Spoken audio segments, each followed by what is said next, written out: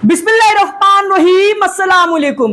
Israel और America हमें और आपको अपनी एफिलिएटेड मीडिया के थ्रू ये बता रहे हैं कि उन्होंने ईरान के एयर स्पेस पर कब्जा करने के साथ साथ ईरान की तमाम मिसाइलों को खत्म कर दिया है। थोड़ी बहुत बची है, जिससे ज्यादा कुछ उखड़ेगा नहीं। लेकिन ईरान हमें प्रैक्टिकली दिखा रहा है, अपनी मीडिया के थ्रू बता नहीं रहा है। वो लोगों के जरिए ही वीडियो बनवा के भेज रहा है कि ईरान अभी भी अपनी मिसाइलों के टेस्टिंग पीरियड में ही है। जी हाँ भाई साहब, टेस्टिंग पीरियड में ही, मतलब जो मिसाइलें उसने बनाई है उनको अभी तक कहीं पर टेस्ट नहीं किया था ना। वो एक टेस्ट वो होता है जो बना के अपने ही ग्राउंड पर गिरा लिया, टेस्ट कर लिया कि भाई सही टारगेट पर गिर रही है नहीं, तबाही कितनी मचा रही है, स्पीड कितनी है, वजन कितना है, कितना वजन ले जा सकती है, फलाना ढिमकाना। लेकिन जंग में किसी देश के ऊपर गिराकर टेस्ट नहीं किया था। तो अभी भी जो मिसाइलें उसने बनाई हैं उनको अभी तक इजराइल के ऊपर प्रैक्टिकली जंग के अंदर टेस्ट कर रहा है। एक सिज्जील मिसाइल लॉन्च की थी, बताऊंगा दिखाऊंगा, किसी और ने दिखा दिया होगा, लेकिन आपसे गुजारिश है कि मेरी इस वीडियो को भी देख लें, क्योंकि उसके अलावा भी एक और मिसाइल है जो ईरान ने अभी अभी लॉन्च की है मगर टेस्ट नहीं किया है इजराइल के ऊपर। लेकिन उससे पहले आप हजरात से गुजारिश है कि चैनल को सब्सक्राइब कर लें, क्योंकि हमारे इस काम को आपके सपोर्ट की बेहद ज़रूरत है। पीछे रह जा रहे हैं, उसका रीज़न ये है क्योंकि हमारे पास एडवांस कंप्यूटर्स और स्टूडियो बहुत सारी एक बड़ी टीम नहीं है, सिर्फ एक फ़ोन है और एक अकेला मैं हूँ। अकेला एक फ़ोन से ये सब काम कर रहा हूँ। सपोर्ट करोगे, आगे बढ़ूंगा तो सब चीज़ हमारे पास भी होगा, फिर देखना स्पीड। ईरान की मिसाइल को हम सस्पेंस में रखते हैं, पहले आपको एक इंपॉर्टेंट अपडेट दे देते हैं। अभी 3-4 घंटे पहले ईरान ने इजराइल के तेल अवीव समेत कई सारी जगहों पर हमला किया था, जिसमें एक हमला, एक मिसाइल हॉस्पिटल के बगल में गिरी थी। यूं समझ लो हॉस्पिटल का सिर्फ चुम्मा लिया था उसने। मिसाइल गिरी, उससे जो वेव क्रिएट हुई, धमाका हुआ, उसकी वजह से हॉस्पिटल के अंदर की खिड़की, गेट, विंडोज, हॉस्पिटल के बेड्स वगैरह थोड़े बहुत इधर उधर हो गए, विंडोज वगैरह टूट गई। तो अब इजराइल का प्राइम मिनिस्टर, इजराइल का डिफेंस मिनिस्टर, इजराइल का हेल्थ मिनिस्टर, इजराइल के आतंक मिनिस्टर सब चिल्ला रहे हैं, नंगे होकर नाच रहे हैं, कह रहे हैं कि देखो ईरान ने, इजराइल के डिफेंस मिनिस्टर का पार्टिकुलरली ये स्टेटमेंट मैं आपको बता रहा हूं, ये जानवर जैसी शक्ल का ईरान के आयतुल्लाह खामनेई साहब से कह रहा है, कायर ईरानी तानाशाह बंकर के अंदर नहीं, एडवांस बंकर के अंदर बैठकर इजराइल के ऊपर हॉस्पिटल्स और मासूम लोगों के घरों पर मिसाइलें दाग रहा है। ये सबसे घटिया, एक्सट्रीम और बड़े लेवल के वॉर क्राइम से जिसकी कीमत खामनेई रेजिम को चुकानी पड़ेगी। कौन कह रहा है? इजराइल का डिफेंस मिनिस्टर नेतन्याहू ने भी, पीएम ने भी मिलता जुलता ही बयान दिया है। यह बयान इनके मुंह से तब निकला है जब इनके ऊपर कार्रवाई हुई है, बल्कि ठीक से नहीं हुई है, सिर्फ चुम्मा ही लिया है। गाजा के अंदर पिछले 21 महीनों में इन्होंने 30 से ज्यादा हॉस्पिटल्स को जमींदोज कर दिया है, उसके अंदर मौजूद पेशेंट्स के साथ, डॉक्टर्स के साथ, क्रूज के साथ। कई सारे हॉस्पिटल्स के नाम तो मुझे अभी भी याद हैं, बाप्टिस्ट हॉस्पिटल, इंडोनेशियन हॉस्पिटल, अल शिफा हॉस्पिटल, यूरोपियन हॉस्पिटल, 4 हॉस्पिटल्स के नाम कोई स्क्रिप्ट देख के नहीं बता रहा हूं, मुझे याद है। जब हमले हुए थे तब मेरे दिल के भी टुकड़े टुकड़े हुए थे, जब आम मासूम लोगों को डॉक्टरों के साथ मारा गया था।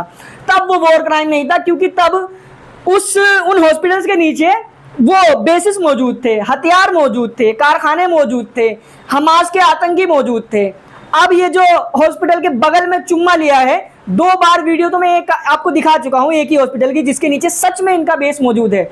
वो कौन सा था पता नहीं, लेकिन ईरान ने उसको ज्यादा तवज्जो दी नहीं है, दे देता तो भी कोई दिक्कत नहीं थी।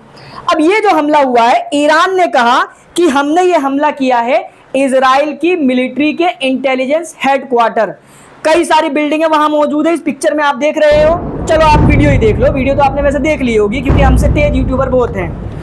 कितनी सारी बिल्डिंगें मौजूद हैं, उन बिल्डिंगों के बीच में वो एक बिल्डिंग मौजूद थी जो अब जमीन पे पड़ी है।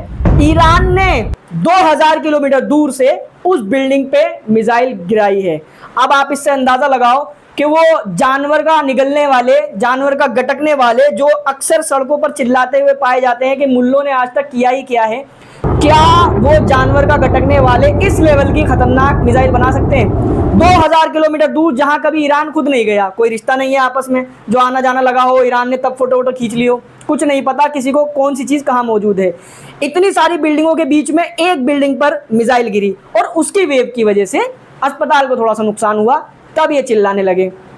पिछले 20 महीनों में गाजा के हॉस्पिटल्स पे जो हुआ था, लेबनान के हॉस्पिटलों के अंदर जो बॉम्ब्स गिराए हैं, अरे रिसेंटली अभी ईरान के हॉस्पिटल के अंदर बॉम्ब गिराया है इन्होंने। ये बेशरम जब खुद पर बीतती है तो ये Oscar winning actors innocent victims बन जाते हैं। अब उधर ईरान की कलाकार मीडिया ने इजराइल का ही पैटर्न फॉलो करते हुए इजराइल को ही जवाब देते हुए ये कहा है, जैसे इजराइल कहता था, एक एनिमेटेड मैप जारी कर देता था हॉस्पिटल का कि देखो ये ऊपर हॉस्पिटल है लेकिन नीचे हमास के जो है ठिकाने हैं, इसलिए हमने वहां बम गिराया।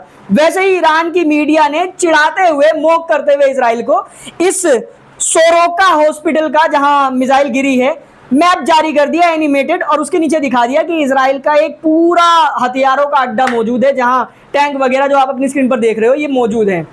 इजराइल को उसी की भाषा में अगर कोई जवाब दे रहा है तो वो है भाई साहब, इसको इंग्लिश में बोलते हैं टिट फॉर टैट, और हिंदी में आप कह सकते हो कि जो भाषा इनको समझ आती है या जो भाषा इनको आती है उसी में इनको समझाया जा रहा है। फिर भी समझ में नहीं आएगी क्योंकि ये एक ऐसी जमात है जो एक एक जगह पर 20-20 साल तक पिटने के बाद तब भी नहीं शर्माती। पता नहीं क्यों, फिर क्या मन में आता है तो भाग जाते हैं, शर्माने वालों में ये है नहीं। अब देखिए उस मिसाइल की एक झलक।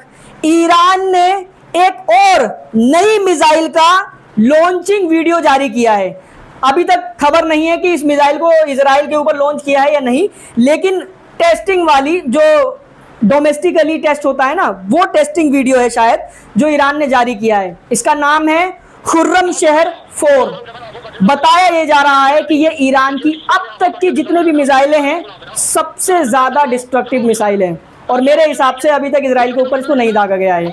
कल एक वीडियो अपलोड हुई थी सोशल मीडिया पर ईरान की तरफ से जो आपकी स्क्रीन के ऊपर है, इसमें ये देख सकते हो आप ये किस तरीके की मिसाइल है कि जब ये हवा ही में है, जब इजराइल की तरफ जा रही है तो कितने भयंकर टाइप की ये एनर्जी क्रिएट करती जा रही है एटमॉस्फेयर के अंदर। जब ये आसमान की तरफ बिल्कुल बताया जा रहा है कई रिपोर्ट्स के द्वारा कि जो इंटरकॉन्टिनेंटल बैलिस्टिक मिसाइल होती है ना ICBM, जो नॉर्थ कोरिया और रशिया ने अभी तक बनाई है, मतलब देश दूसरे देश पे नहीं, दूसरे कॉन्टिनेंट पे, मान लो एशिया से यूरोप या फिर एशिया से सीधे अमेरिका तक, इतनी लंबी वार करने वाली मिसाइलों में से ये मिसाइलें होती हैं जो पहले सीधे आसमान में चली जाती हैं, बिल्कुल स्पेस के पास, आसमान से बिल्कुल ऊपर, नजरों से गायब, और फिर ऊपर ही अपने टारगेट की तरफ बढ़ती हैं। और जब इनको लगता है कि अब टारगेट के पास हैं हम अपने, तो ये साउंड की स्पीड से कई गुना ज्यादा तेजी से अपने टारगेट की तरफ बढ़ती है, जिसकी वजह से कोई भी डिफेंस सिस्टम इनको रोक नहीं पाता है आसमान के अंदर।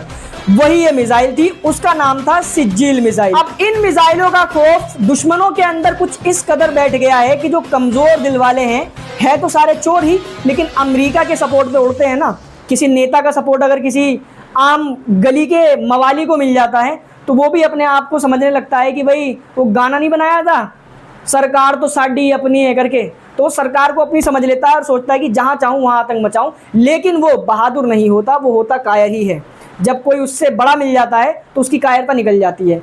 ठीक वही हो रहा है। ईरान की इन मिसाइलों को देखकर सारी बहादुरी किस किस छेद से बाहर निकल रही है कुछ पता नहीं। उधर एक तरफ अमेरिका पाकिस्तान की आर्मी चीफ को अपने देश के अंदर बुलाकर मेहमान नवाजी कर रहा है, तो दूसरी तरफ इजराइल धमकियां दे रहा है कि ईरान के साथ साथ पाकिस्तान को भी ठिकाने लगा ही देते हैं, क्योंकि पाकिस्तान, ईरान और तुर्की, ये 3 देश फिलहाल इजराइल की लिस्ट में हैं जो बहुत ज़्यादा ताकतवर हैं, इतनी ज़्यादा ताकत पोजेस करते हैं कि इजराइल को आराम से आड़े हाथ ले सकते हैं।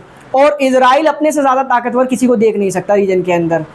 इजराइल का ये एक सोशल मीडिया इन्फ्लुएंसर है और इजराइल की आर्मी का एक रिजर्विस्ट भी है।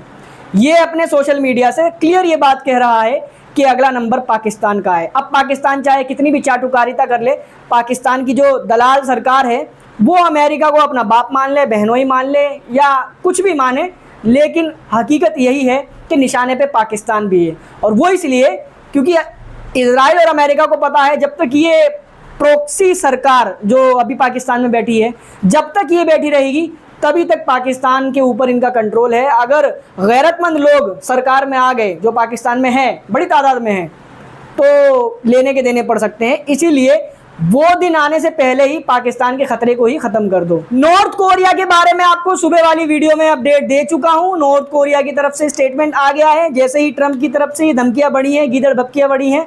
नॉर्थ कोरिया, चाइना, रशिया तीनों मैदान में उतर चुके हैं। अब नॉर्थ कोरिया की तरफ से एक और अपडेट है कि हाल फिलहाल में ही, आज ही के दिन, नॉर्थ कोरिया ने अपने कैपिटल प्योंगयांग के आसपास से 10 मिसाइलें लॉन्च की हैं।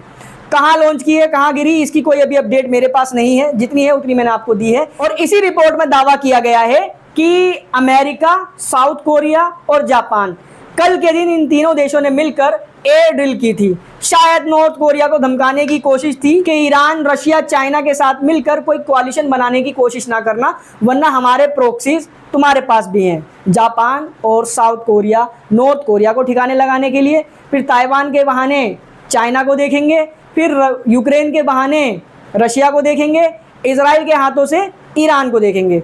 सबको प्रॉक्सीज में बांटा हुआ है और जहां कहीं भी मदद की ज़रूरत पड़ेगी वहां अमेरिका मदद पहुंचाता रहेगा। ईरान के मामले में तो डायरेक्ट अमेरिका उतरने वाला है, ये आपको मैंने पूरी कहानी समझा दी है।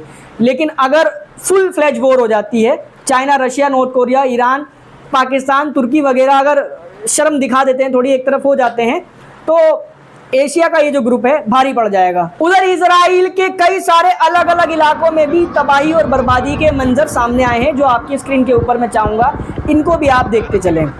ईरान को नुकसान बड़े लेवल का हो रहा है, ये दुनिया ही जानती है, ईरान भी जानता है, हम सब जानते हैं। लेकिन ना तो ईरान को फ़र्क पड़ता है, ना ही दुनिया जहान को। वो इसलिए क्योंकि जब इतनी बड़ी ताकत से कोई लड़ेगा तो ज़ाहिर है नुकसान तो होगा।